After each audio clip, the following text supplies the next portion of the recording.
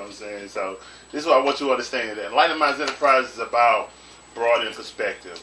My AKA, Mr. Shift Your Perspective, hence broad perspective. I want to broaden perspective, not necessarily change your perspective. You know what I'm saying?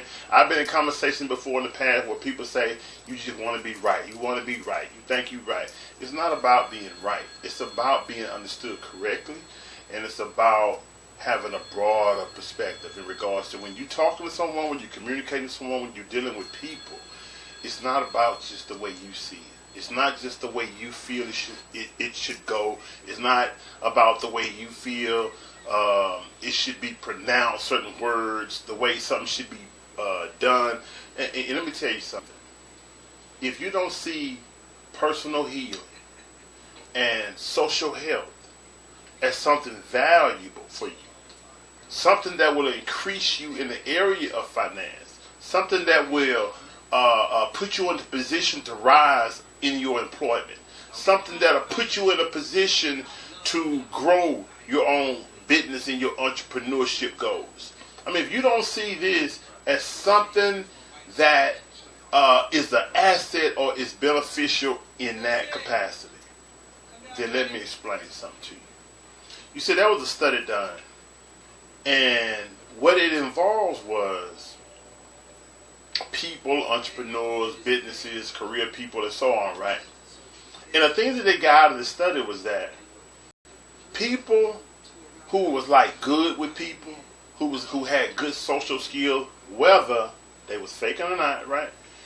People who had good social skills, people who, when a person walk away from that person, they go and speak good stuff about that person. They can speak highly about you. When you sit in a person's mind in a good place, when they think about you, when you leave a person with your spirit, and the spirit is a good, positive, productive spirit, guess what? That makes them think about you.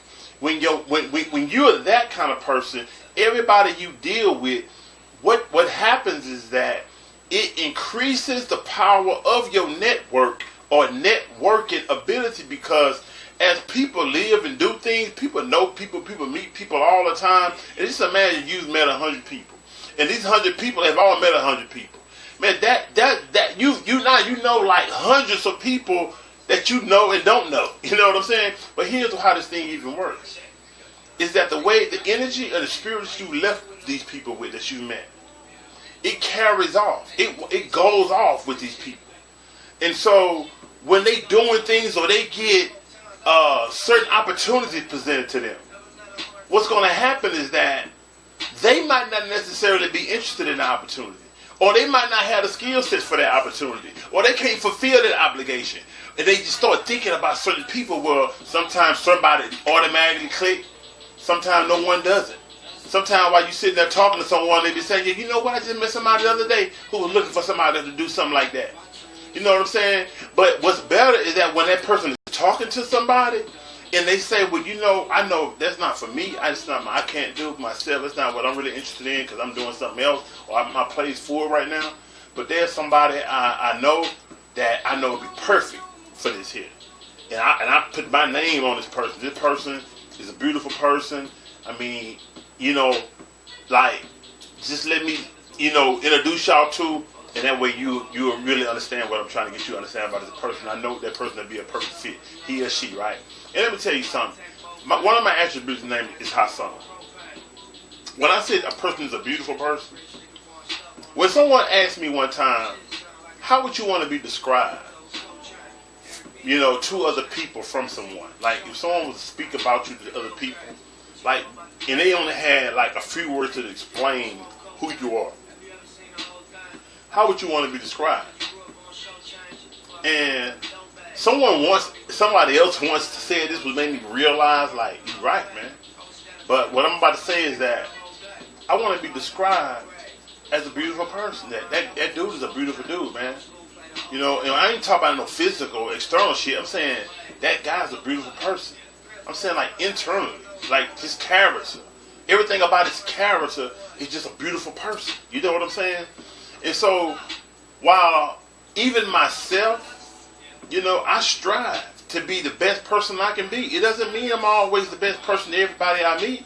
It doesn't mean that everybody thinks I'm a beautiful person. It doesn't mean that. I mean, I'm still working in progress. But let me tell you something. I do know what it takes, though. I know what it takes. Now, for the average person that really know me, they think that I'm just a perfect individual. That's only because of probably who and what they're comparing me with. But me, myself, I know that I'm not perfect. I know that I have some chinks in my armor. You know what I'm saying? And let me tell you something. How many teachers or a life coach or scholars or whatever come to you and say, what I want to teach you and give you, I'm still even learning from it? How many people come to you like that? But I'm going to tell you, that's how real it is. No one, unless I can tell you that I'm a master in this here, once I tell you I'm a master in this here, okay, yeah, that person may can say that. But not a lot of masters in the world in particular area. And no matter what it is, we may think that we are, but it's only until we come across somebody who's better, right? Now, another person might say, give me a definition or description of a master, and say, brother, you are a master in that. Masters don't mean that you undefeatable or that you perfect, right? Someone might tell me that. I don't know, but my point is this here. That while I understand what I need to do to get me into certain places and better places with myself, that's what I want to give you. That's what Enlighten the Minds Enterprise. Enlighten the Minds Enterprise is all about. It's giving you what I already know that I need to give me.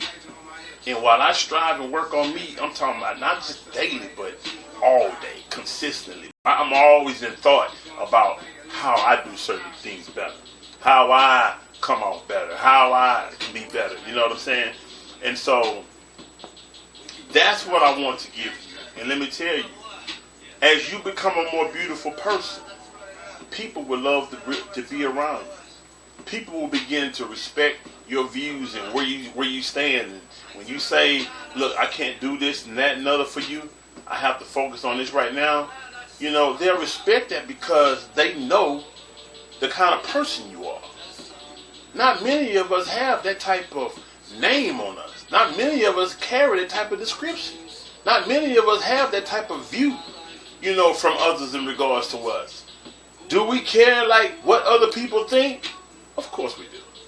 It doesn't mean that we should care to the point to where we do whatever to our detriment just to please people. No. But it matters. We are social creatures by habit we're social creatures by nature. You understand? And that means that's how we are created by nature. That's why social media is so big. That's why in solitary confinement is inhumane. They say that the brain like literally melts or deteriorates to be isolated by yourself. If you're not writing someone or verbally communicating with someone, man, that destroys you mentally and I believe even spiritually, of course, right? So now, it matters what people think. And when you just go ahead and get that understood, it matters. And that we are social creatures. And that we do love people and hate people at the same time. You know? I mean, I say it all the time to you when I said it, like, man, I don't like people sometimes. And the thing is that it's not that I don't like people. I don't like certain ways of people sometimes. You know, inconsideration, disrespectful people, people that talk about other people, people that lean towards hurting other people. You know, I don't necessarily like those characteristics that we kind of possess in people. So when I say that, that's basically what I mean. But you know, my whole point is that it matters. It matters what other people think about us. It matters where we place ourselves, where we sit at in the minds of other people, and that is what Enlighten the Minds Enterprise is about, improving that position, bettering that position, making that position more of a choice than it is not. You know what I'm saying? And even though everything is a choice, some of it, when we doing what we do instinctively, what I even thought, then you actually feel like what you done wasn't a choice, that you didn't put yourself in that position. Because you didn't really consider it. You just was doing things, right? But in actuality, everything is a choice. You didn't have to do that. You didn't have to say that. You didn't have to be that way. You didn't have to talk like that. You don't have to present yourself like that. And let me say this here in closing. A lot of us have to work on personal healing. You see, because social health can only be improved by personal healing.